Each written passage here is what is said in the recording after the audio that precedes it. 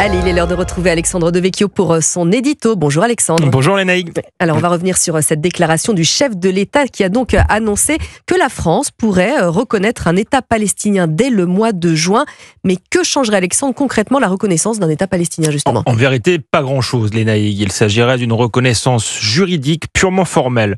Près de 150 pays ont déjà franchi le pas sans attendre la France. Les derniers en date, l'Espagne, la Norvège, l'Irlande et la Slovénie. Pour autant, l'autorité palestinienne ne regroupe toujours pas les éléments constitutifs d'un État.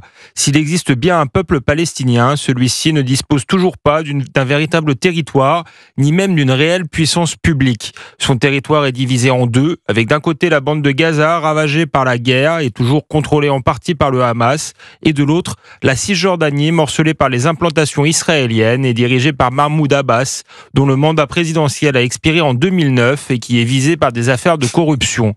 La France n'a malheureusement pas les leviers pour changer cette situation tragique. Une telle reconnaissance aurait donc surtout une portée symbolique. Il s'agirait d'envoyer un message fort aux pays arabes, mais dans le même temps, cela ne ferait qu'accroître les tensions avec Israël.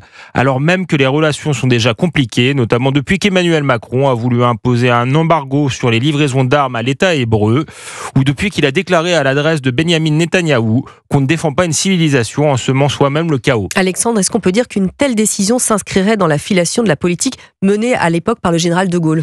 Je parlerai plutôt d'une posture gaullienne. Si le général de Gaulle a mené une politique pro-arabe lorsqu'il était au pouvoir, rien ne dit qu'il en ferait de même aujourd'hui.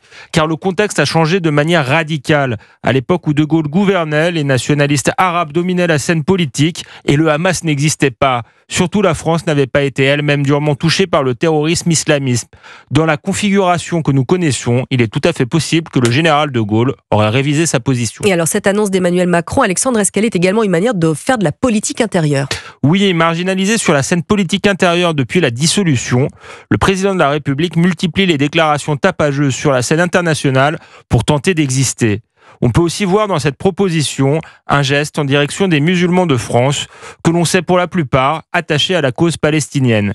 Reste que dans le contexte de l'après-7 octobre, le président de la République prend aussi le risque d'apparaître complaisant avec le terrorisme islamiste. Le Hamas s'est d'ailleurs immédiatement réjoui, obligeant Emmanuel Macron à clarifier sa position vendredi.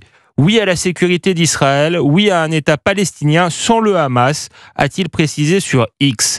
Trop tard, le mal était fait. Macron a donné le point aux communautaristes et à l'extrême gauche de Jean-Luc Mélenchon. Et c'était l'édito d'Alexandre Devecchio du Figaro. À demain Alexandre. Merci, à demain.